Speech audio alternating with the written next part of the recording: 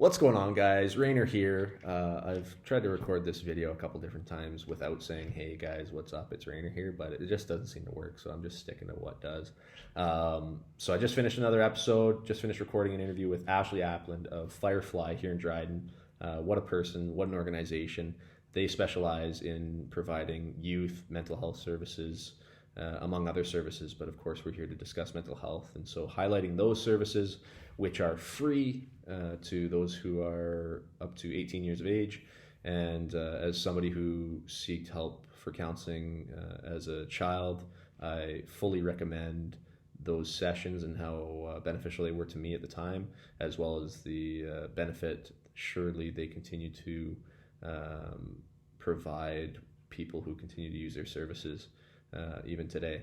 Of course, it wasn't called Firefly when I used to go, but Firefly is the organization now, and we're here to highlight that today, as well as Ashley's journey and what led her into this line of work.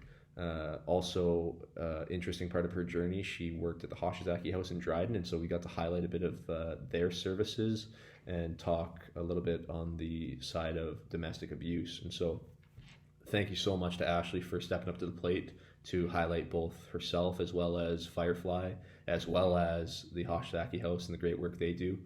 And thank you so much for your continued support, guys. Like, share, comment, all that good stuff.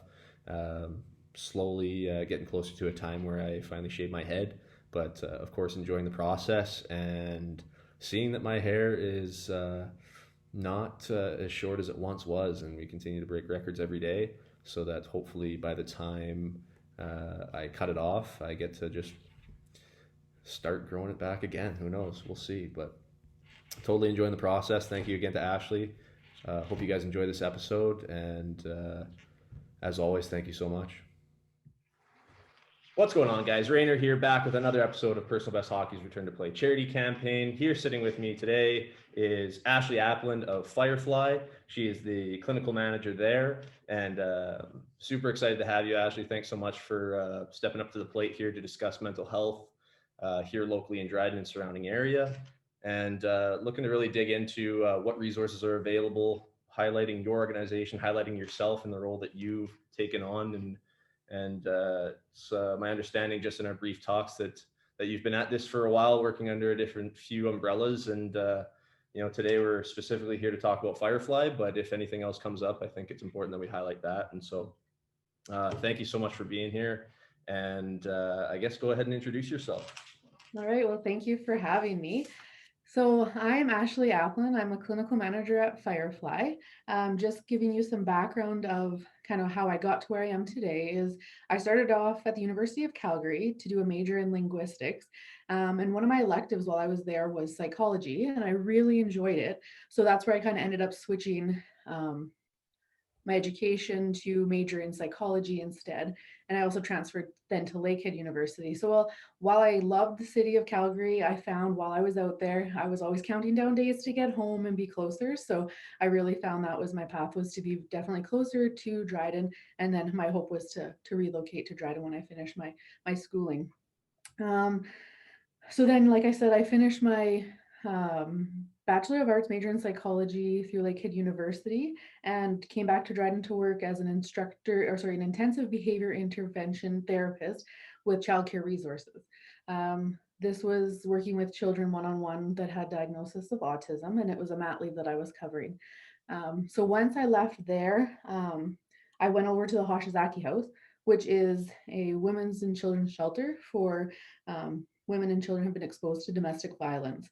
So while working there, I was a resident counselor, like I said, working with the women in the shelter. I did that for a couple of years, and then I realized my passion was really working with children and their families. So that's when in 2011, I came over to Firefly and started working as a counselor here. So here at Firefly, I would provide counseling to children, youth, and their families or caregivers with a variety of presenting concerns. So whether that be anxiety, depression, parenting support, kind of you name it, we could provide the support here at Firefly. In about 2017, there was a requirement, well, maybe it was before then, but in 2017, there was a requirement to be registered with a college. So whether that be the College of Social Workers, the College of Nurses, the College of Registered Psychotherapists, that was an expectation to be providing the work that we're doing right now. So I was able to be grandfathered into the College of Registered Psychotherapists in 2017. And then a year after that, then I took on the position of clinical manager here at Firefly, and I support counselors, the youth justice programs, and the treatment foster program. Okay, so I should have had a notepad and a pen. Covered a lot of ground there. Very impressive, and applaud you for the line of work you're in, of course. And so you started in Calgary, finished in Lakehead. But where is it in there? Was it before or after or during this whole process that you kind of found your passion to work with kids and work directly in this field? Was it before you went to school or along the way that you realized not only am I interested in psychology, but I also want to work with kids, or is it kind of in a different order than that? No, it was definitely in high school when I was actually able to do a co-op placement with the Northwestern Health Unit Northwards program. So I was able to do a placement for my co-op with the speech language pathologist there. And it was a great opportunity. I got to see the work they did, and I thought this was definitely the path for me in the sense of the speech language pathology. But then the schooling seemed a little different than what I was used to in my placement. So I thought, you know what, I still want to be working with children, just with that major in psychology to support their mental health. And then it was after kind of when I went from childcare resources, working one-on-one with children diagnosed with autism, and then I got to see what it was like working with the adults. I kind of realized, no, my true passion is working with the children and the youth and their families and providing them support. How important is it to emphasize that children speak up about how they feel? Well, early diagnosis is definitely important. I actually pulled the stats from the Canadian Mental Health Association of Ontario, also known as CMHA, that indicates, and I'll just read it out loud here, is approximately 1 in 5 children and youth in Ontario has a mental health challenge. About 70% of mental health challenges have their onset in childhood or youth, and that's why early identification and intervention is so critical and can lead to improved achievement in school and better health outcomes in life. Do you believe that the services provided by Firefly are underutilized? I think we have a lot of our families reaching out to us, which is good. I know oftentimes you hear, oh, Firefly has a long wait list and no point in putting my name in. Or there might be some stigma attached that's saying, like, oh, well, I don't feel comfortable reaching out or I don't want to share my stories. So I think there's definitely some factors that play into referrals, but we do have. We are utilized definitely, but it's always great to encourage people to come to us at any time in their life. We service 0 to 18. 0 to 18. And so, of Yeah. course, because it's 0 to 18, child family comes to you, and walk us through what that initial process looks like. Basically, it's a reach out online via the phone, and then Yeah, at that point, it's a discussion, correct? for sure. Yeah, so maybe what I'll share is that um like just always know that Firefly is always here for you. It's really important to reach out when you're able to. You might not need us right now, but whenever you do, know this is how you can reach us. So we do have an intake line. So we can be reached at 1-833-NWO Kids or 1-833-696-5437. Or you can go online on our website at fireflynw.ca and you can complete a referral and email it to intake. So if say you were to call, and just a reminder, when you can do a self referral, your parents can refer you. It doesn't have to be a doctor. I think that's a misconception often that that's how you refer, but no, definitely a self referral or get your parents to help you. Call that intake line. What happens is you get an intake triage worker. So they answer the phone, take your information, and provide you with the date of the intake. So when you do talk to that intake worker, they'll ask you basic demographics such as your name, your date of birth, your address, who are your caregivers, what school do you attend, and a brief description of the problem with as much information you want to share or as little. So that's kind of how our intake works. Perfect. Now, I myself, I recall a time when I was younger, I used that service. I don't know if it was called Firefly at the time, but you guys are located off of in Dryden, Van Horn Avenue, correct? Yeah, we're still there. So we used to be Patricia Center for Children and Youth, and then we amalgamated, I want to say in 2010.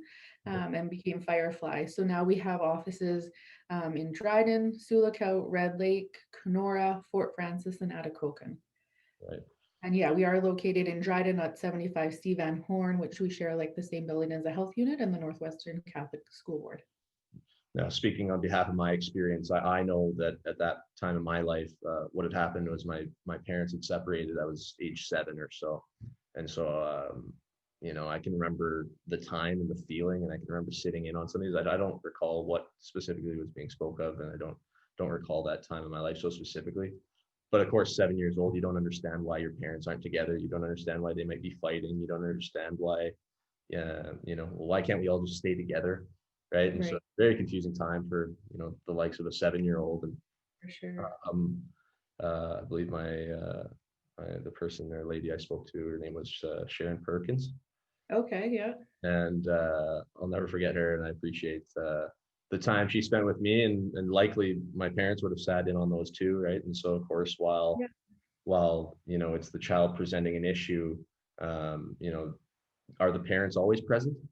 I guess that's something that we should align. Yeah, no, it's entirely up to like we're client driven, so we do what works best for the client. Whether that be one-on-one session with like the youth or child, or whether that be with just the parents or both parents or one parent. I mean, obviously there's times where children or youth, they don't want their parents involved, or they want to kind of have time alone to speak without having parents around, and we're okay with that, definitely, but we always want to encourage that there's conversations happening with parents. So um, sometimes we might give you strategies or suggestions to do, and it's hard to even like say for myself, if I leave a meeting, I'm thinking, okay, what do I need to do? Of course I have my pen and paper writing everything down, but as a child you might leave the session being like, okay, that was helpful, but now what do I do? So we need the parents to say, hey, you know what, we suggested some breathing techniques at bedtime, or hey, maybe you should do some gratitude journaling, or ask your child, how are they doing today? Can you talk about your day? What are 3 positive things you can share about your experience of just today, so that you're kind of always checking in with your child, seeing how they're doing. So yeah, it's definitely depending on what works best for the families, and what they're willing to share. No doubt that when we're talking about anything mental health, stigma always comes up. And so I can't emphasize enough that me in there talking to Sharon with my mom or with my dad, all 3 of us are on the same team. And Mhm, I get definitely. to express how I'm feeling. Me, 7 years old, and then that's an opportunity for then Sharon, the professional, to discuss with mom and dad. Well, this is very common. We see this after this, and because of this age, and it really allows for families to make sense of what a child is going through. And so, Mhm. um, but getting on with the stigma, and whether it's your child or yourself or any issues, I think that people don't want to seek help for themselves or their children, because at that point they think, well, then something's wrong with my kid, or then something's wrong with me. But it's like, well, no, there's not a problem with you, but there's no doubt that you have an issue to deal with. And if not faced, that's when the real issues occur. For sure. And so I can't emphasize enough to listen to your children if they're experiencing difficulty, and feel that there's more needed, and don't be shy to ask for help, whether it is for you or for your child. um, Definitely. but so once you go through the intake process, what does it look like following that? So once you complete your intake, you'll get a single session, and that's booked with 1 or 2 counselors at the same time for about an hour and a half to 2 hours.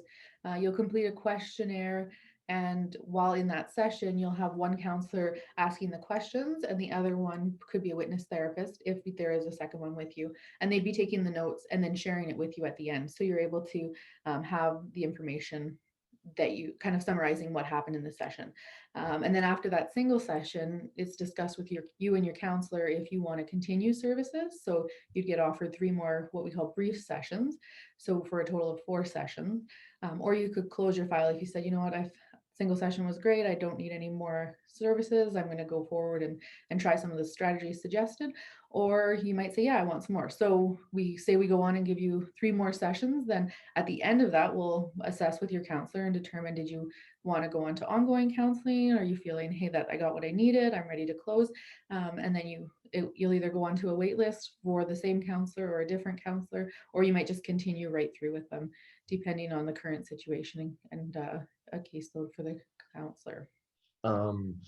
And so I know personal experience I've had, within the last year, I've sought help, and there came a point in the process where I had a choice, kind of, all right, do I want to continue on or do I want to stop?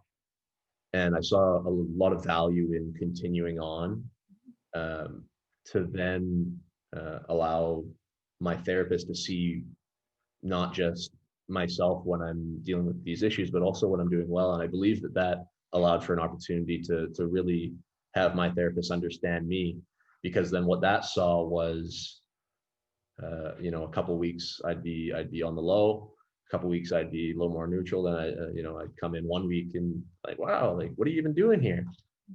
But there's no doubt that it is a roller coaster. But the longer I proceeded with the process, we were able to reference previous sessions, previous times, previous, call it waves, Okay. so that we, or she especially, was able to say, well, do you remember like what we discussed last time when you found your way down to this point now? And do you see how it's a bit of a pattern? Do you see that this is what's caused this same low? And so, personal standpoint, trust the process. I think there's no doubt that you can't, and maybe sometimes you can, or it's on the individual, but I'm not convinced myself that if I was to sit down with you one time, shed a few tears, and then at the end be like, oh, that was great, that was all I needed. It's like, well, although you feel better, it's once you feel better that you can really go head on with, well, let's understand why I don't feel great when I'm not feeling great, Right. and in that, Yeah. your headspace, you're more open and willing to take the likes of your advice, or the likes of, my therapist's advice. Because, Mhm. when I was in that happy place, to hear how to maintain that happy place was like, yes, let's hear it, let's hear it. Where, Right. hearing that when you're not feeling the best is kind of like, Yeah. I don't want to hear right, it. Right. right, Yeah. And when we do the single session process, we use a solution focused brief narrative therapy. So the idea is that we're working with the client to create solutions together. It's not me kind of saying, hey, go home and try this, or you need to do that, right, because we all know when you're told to do something, you might not be inclined to do it. And exactly how you highlighted, like, yeah, it's helpful and you need to trust the process, but you also need to be ready. So sometimes we might have people that are reaching out and they're saying, okay, I think I need this. Us as counselors might think, oh, we have great ideas of what we can do next steps. And they're like, whoa, I just got connected with you for the first time. Like I'm right. not there yet, but I know where to go and I know how to get services. So sometimes if they're not ready at the time, that's okay. And we're always taking you back in when you're ready.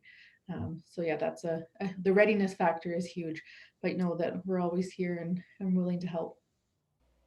What are the behavioral signs that we should watch out for in children? And what are the signs most likely to be taken too lightly? I think changes you'll notice, like first and foremost, will probably be withdrawing from, depending on what the presenting issue though is, but you might notice that they're more withdrawn, they're in the room, they don't want to engage. You might notice a change in their eating. You might notice even just like their sleep has changed lots.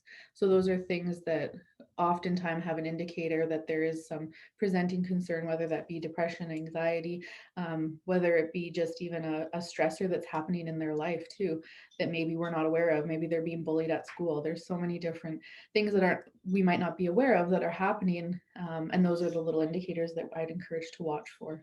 Right. So, conversations, whether it's about mental health or not, you pick up on these things, you can usually sense if there's something off. And that's, again, talking about children or adults, right? And the encouragement to discuss these issues and present these problems so that as a team we can tackle them all. Mhm. you mentioned that you worked at the Hoshizaki House, and I think it's important that we, given the opportunity, discuss that and discuss a little bit about what they do there and what you did at the time when you were there. Sure. Yeah. So when I worked at the shelter, I had two roles, sort of. So I started off as a casual frontline worker, which would mean answering the crisis line, helping the women that are in the shelter because it's a 10-bed facility. And then I switched over to the resident counselor, which was more the Monday to Friday, whereas the shelter work is shift work. So it's a Monday to Friday, 8:30 to 4:30, and providing counseling services to the women in the shelter or also out in the community that maybe just recently left a relationship or has an experience to domestic violence. So we actually just received a new shelter. I want to say might be a year, 2 years now that Dryden was able to get the new shelter, which offered more beds, obviously, and some of the positions or the services they have there is the resident counselor as well. They have a child and youth worker. They do have the crisis line, and then they have the shelter that you can bring the clients into and their kids. And then I think they also have the transitional housing support program. So if they are in a shelter and they're needing a new place to live, they have support to get them connected. And there is also a court worker there as well to help with that process. Now, of course, domestic abuse is no easy thing to talk about, and it's hard to talk about it details aside. How do we recognize and avoid patterns of abuse? Yeah, well, and trying to break that cycle of violence and being aware of what that looks like. So when a fight happens and there's the honeymoon phase after that is about 2 weeks where, everything's great and let me buy you flowers. I feel so sorry this happened to you. You're the best woman I've ever met, blah, blah, blah. Because those are kind of some things that happen. And then after you can kind of see that you start walking on eggshells, you notice that there's some tension in the home, and then kind of that cycle happens again where the abuse happens. And when I say abuse, I don't just mean physical abuse, because I think often people think, well, I'm only in an abusive relationship if I have bruises or broken bones, but it's definitely more than that. Like we talk about financial abuse, we talk about emotional abuse, using the kids also. Like if you check out the power and control wheel, you'll see, I think, about 8 different types of parts of what happens in a relationship that shouldn't. But like you mentioned, communication is a huge one. But there's also this historical issues. So you might be raised to know that this is the way we treat each other, and it might not be their best way. So trying to break that cycle of no, that's not healthy, and we need to learn ways that's appropriate, and then it's not that we're not being exposed to that violence. Well, just another instance of learned behavior, right? And Definitely. generational issues, maybe exposure to violence on TV and in video games. Maybe there's so many different things we learn from and that we model after from an early age. And while I have empathy for people in all their situations, what I don't have empathy for is how people abuse or mistreat others, whether it be in a relationship or on the playground or really anywhere. And so, Yeah. you know, another resource locally here to be used if you feel that you're in these situations. And like we're not here to start giving relationship advice. Relationships are chewy and they're layered, and you could tell me a brief outline, I could tell you what I think about it, but then you show me another layer and I'm going, oh, like it's to the individual, it's to the each couple's scenario is different and stuff. But it's going back to the idea of team yet again, where people play these games where they're trying to win, or they're trying to overpower, or they're trying to um, like you said, financial, emotional, physical, right? All these different ways that people feel that they're in a competition or overpowering for whatever reason. It's like we're on a team. If we're not on a team, then it's not right. If we can determine that we're opposing each other rather than together on this, then we should probably you know Our ways. shake hands and go the other direction. Hopefully, Sure. it's not always that clean, but Yeah. and so I guess again the process of it's on the phone or in person. You either walk in or you get on the phone, and And then what happens from there? To contact Hoshizaki House, call the crisis line 24/7. And if they can be as a support, or if say you want to get into the shelter, then you can also explore that, and they can do an intake and find out what's kind of happening and how to get you into the shelter. Okay, awesome. Yeah. And so more resources. And yeah, I think we've pretty well covered what we were looking to cover today. Um, Again, if you're ever in a time of need, speak out to whoever it is that's around, or reach out to these resources if you're in need.